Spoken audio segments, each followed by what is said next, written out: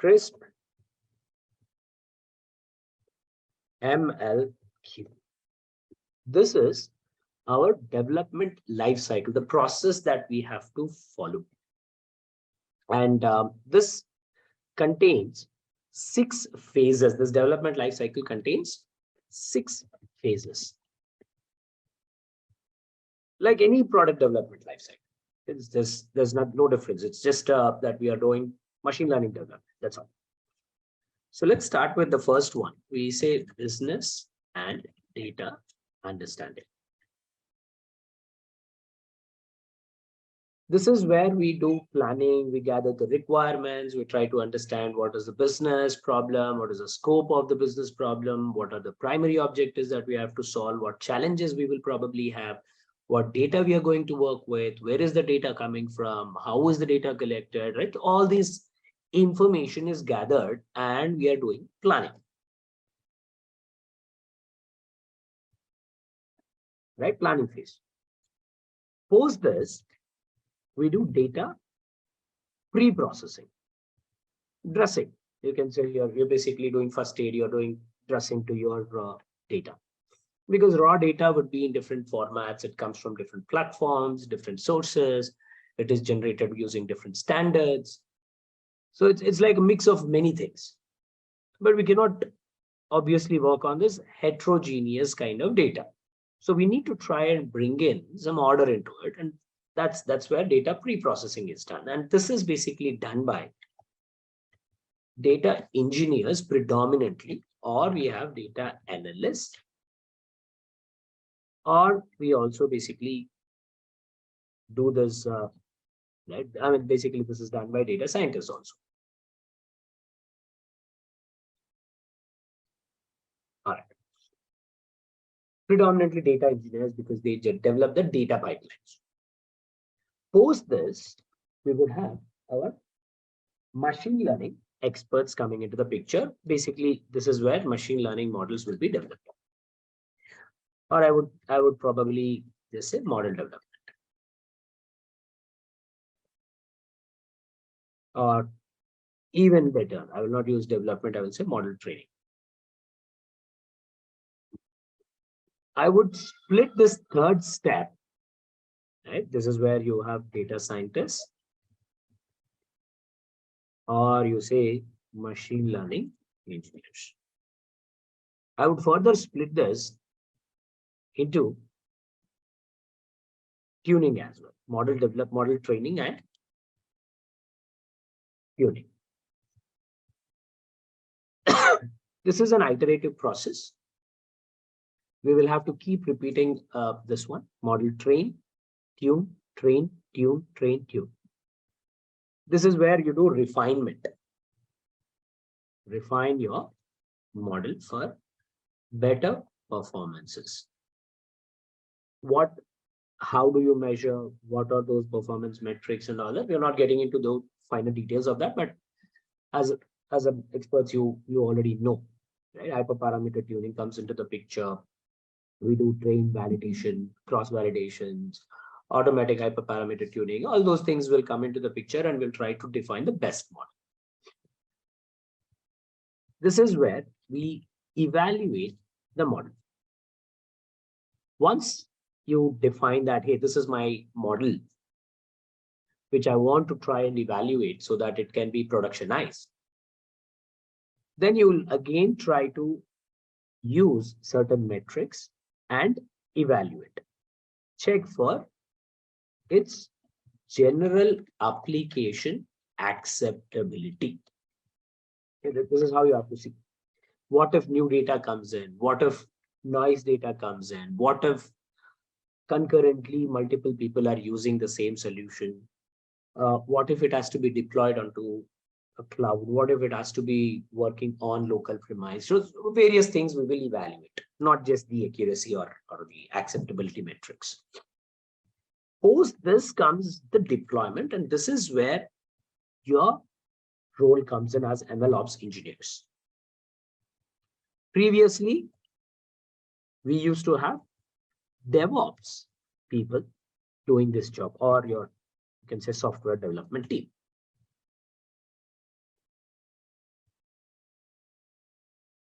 Okay, so these were basically performed. These steps were previously performed by software development team. Then we have DevOps teams. Then we have finally MLOps teams.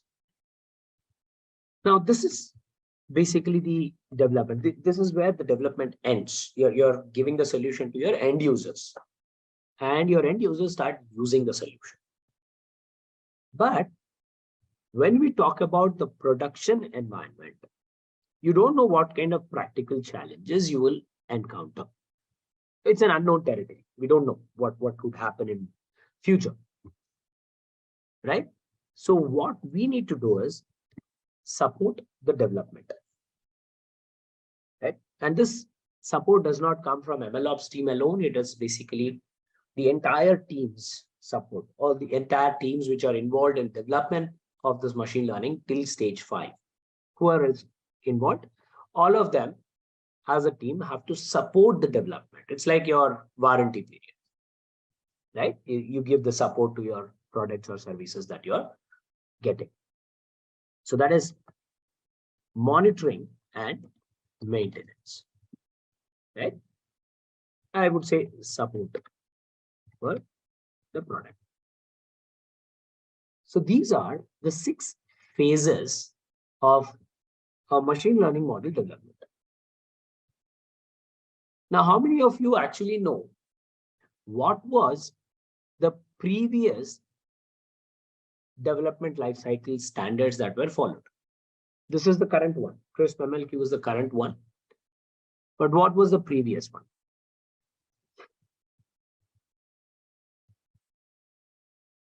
This also contains 6 phases.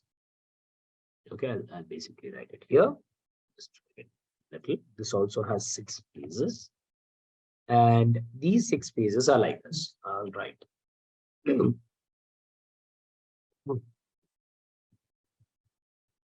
first one is business understanding.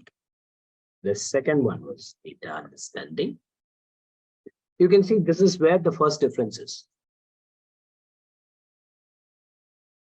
Right? Business understanding and data understanding both are there in the single step, whereas here these 2 are separate steps. Data pre-processing. Then we have model training. Again, the tuning part would be sub part. Then the 5th step would be model evaluation. And then 6th would be deploy.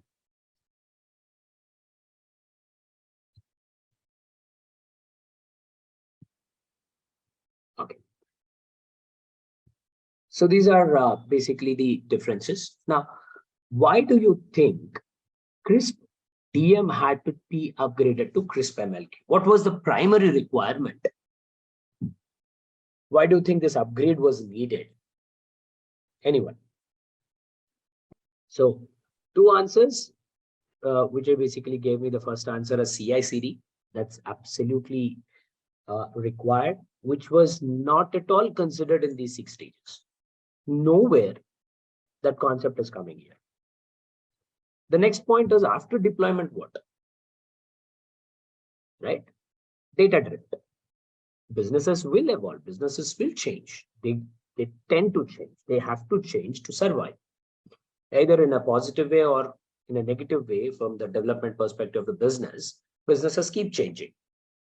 So that means the data that we are getting from these businesses will also change. Now, if data changes, obviously our models will have to change. Model drift will come into the picture. So once you have developed and once you have deployed the solution, it is fine. But how is it going to work on new data? We are not tracking that, right? So monitoring and maintenance had to come in because of this question, data drift question. Another important aspect. In this CRISP DM methodology, there is nowhere we are benchmarking our progress, right? Whether the steps that we are following, whether they are satisfactorily completed or accomplished. Are they meeting the standards These checks were not there. Quality checks. Right? So you can see specifically we are saying Q in CRISP MLQ, that's another point that is added. So the primary difference, friends, when CRISP DM methodology was followed as a standard process, the focus was only on developing a machine learning model. In this, our focus is develop machine learning model. That's all.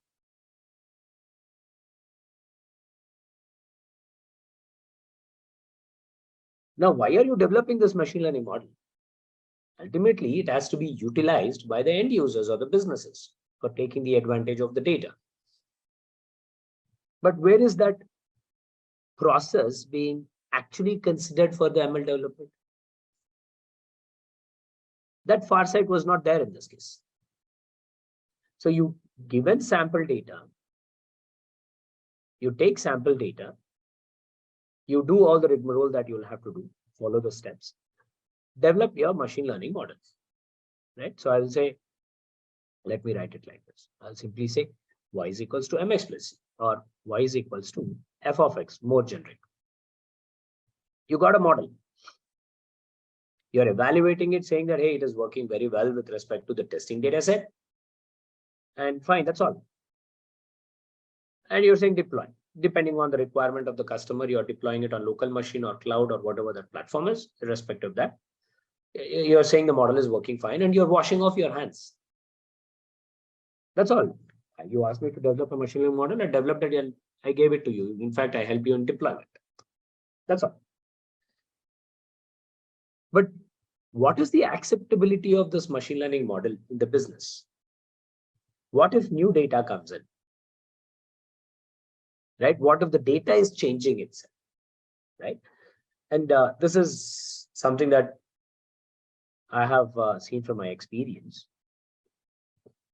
Because of COVID, of course, thanks to COVID, I also realized it much later. So when you basically develop, right? I was working in aviation sector. So in 2018-19, I was in aviation project. We developed many machine learning solutions, big data implementations using open source platforms and all that process happened. It was close to 1 year project. And as part of that, one of the very simple machine learning model that we developed was predicting seat occupancy in routes. Say if a flight is traveling from point A to point B, how many seats will be there? Sales predictions, you can say. In simple terms, I'm basically doing sales prediction. How many seats will be sold? Because depending on that, I can devise my discount offers for the tickets and all those things. Now, this was one of the prediction model that we developed. And this was developed in 2018 and 19. Then you know what happened, right? 2019 December, 2020, COVID stuck. The entire aviation sector got halted. And everything was standstill. Slowly in 2021, the business resumed. Partially. Now, do you think the solution that I have developed here, which was from a historical data, this data was, let's say, from last 5 years, assume 10 years. 2008 to 2018 data was taken, assume. And then we are developing the solution. And this was developed. And it was probably giving me, I don't remember the accuracies, but around 90%. Okay, let's say around 90%. So this was a very good model which was developed and it was being used in the business and everything was happy. 2020, business stopped. 2021, the business resumed. Now tell me, should I be using the same model in 2021? Do you think it will work? It would have worked in the first place. Do you think that? No. Right? Absolutely. Because the dynamics of the business can completely changed. So you cannot expect a model which was developed using this data to work in a business case where the entire dynamics of the business changed, because entire data changed. When I say data changed, probably here you will have sales targeted with respect to X1, X2, probably X20. 20 different features you probably would have captured, correlated. But a lot of these factors or features were not resumed, not considered when the business resumed it. It was not in a full-blown way. So maybe here I would have only 10 factors being considered. So if I have to predict my sales, I cannot use this model because it was developed on 20 features. Here it is only 10 features. Forget about what is the model's accuracy. I cannot, first of all, in the first place, use the same model. This was a practical challenge that we had to address. This was a concern in CRISP-DM because we don't care about these drifts when you are developing a machine learning model using CRISP-DM. Right? And how do you know 90% would be the best model? I say 90% is what we achieved. But is it acceptable from the business perspective? I don't have any benchmarks. I cannot say that, yes, based on the agreed terms, the solution that we have developed is acceptable or not acceptable. There's no reference anymore. That means quality checks were not implemented. All right. So these practical challenges in deployment of a solution and in usage of that particular solution after deployment as a function had a lot of practical challenges. And that's the reason why we have upgrade in this particular solution. And business and data, they both are tightly coupled. You don't need to do these two steps separately. Because as I mentioned, right, if you are understanding the business, you'll also know what kind of factors you will be using. And if you already know the factors, then you know how businesses work. Right? So these are tightly coupled entities. So both of them were joined together in this particular step. Now, when we also have this step added, along with this step, there are many aspects that got added. One of that is your success criteria.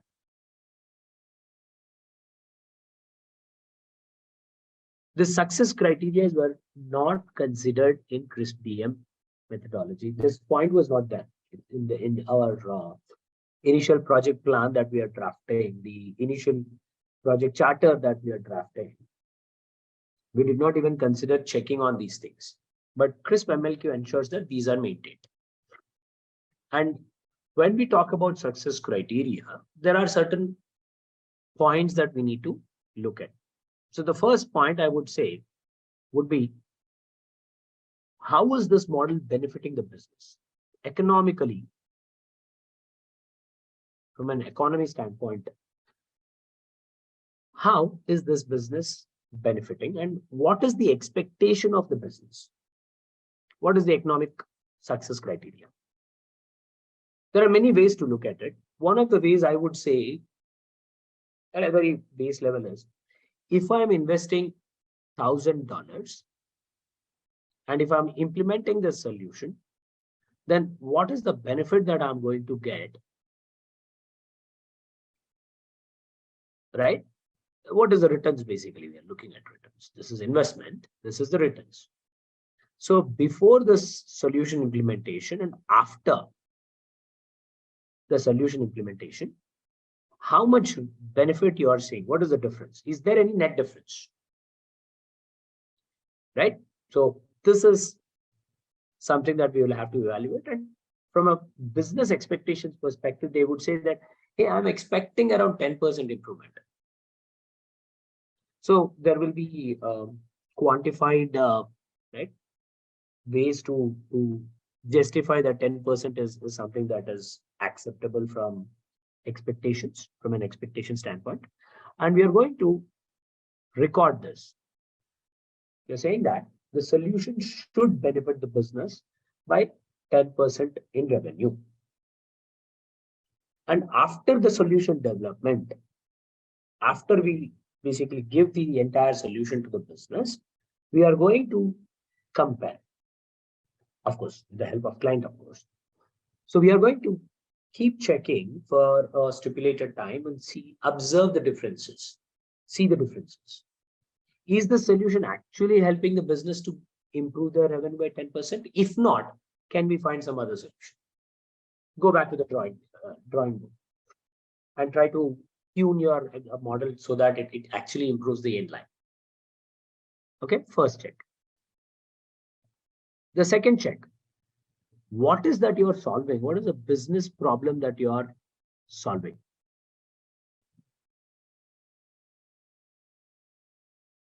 So here, the business problem in the aviation example, if I talk about, I wanted to ensure that maximum seat occupancy with data,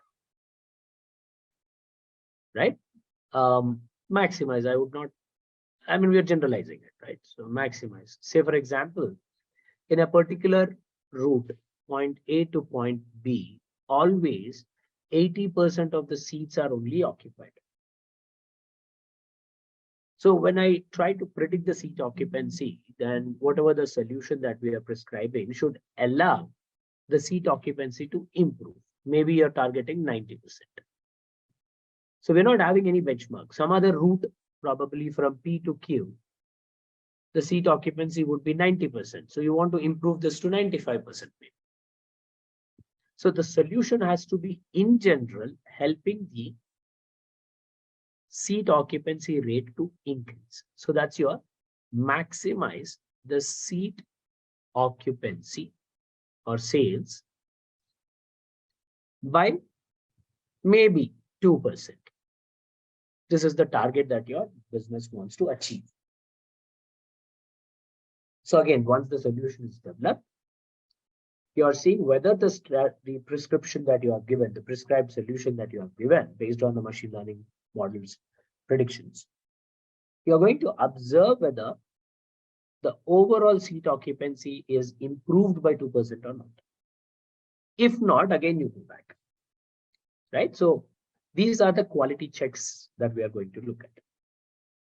From a machine learning model development perspective, we are going to look at another point. I'm writing it here. This is machine learning model success criteria. So as a machine learning expert, you'll basically look into the business case, you'll be looking into the data case, you'll be trying to look at what kind of variations in the data are seen and all that. And you're going to say that, hey, I will try to achieve a model for predictions that we're doing, which could be around, let's say, 92% accuracy. So you set a benchmark for yourself saying that the model that we are going to target and develop should reach 92% accuracy. So for that, you are going to do a lot of rigmarole hyperparameter tuning. You probably use auto ML techniques or manual ML techniques, try different machine learning models, try doing a lot of pre-processing, feature engineering, etc. But ultimately, you'll have to achieve this. Until your model reaches this 92% accuracy benchmark, you keep experimenting. So these are your 3 major success criteria points that you will have to define upfront at this stage. Benchmarks, and all these are theoretical, of course. You're going to talk about these things with respect to your management, the client. And then you benchmark these things. Once these benchmarks are defined as part of your planning stage, then you know what are your targets that you are going to meet or try to achieve. Now, the next stages begin. Your data collection does begin. Primary, secondary data points are there. Whatever the data that you feel are relevant, you'll have to capture that from whatever sources that you're getting. And remember one thing, business is not stopping. From a machine learning model development perspective, you're only taking sample data. You'll only talk about sample data, right? You'll not really worry about continuous flow of the data. Whatever the maximum sample data that you can capture, you're going to take that as an offline data. One chunk of data, you take it. And then you proceed further. But in CRISP MLQ with MLOps standards, you're going to say that this is my source. And the data keeps getting generated into the source. It keeps coming in because business is continuously working on, right? It's running. So you are going to take different chunks of data as different versions. At this point, till this point, whatever the data that you can capture or achieve, take that chunk of data and call data version 1.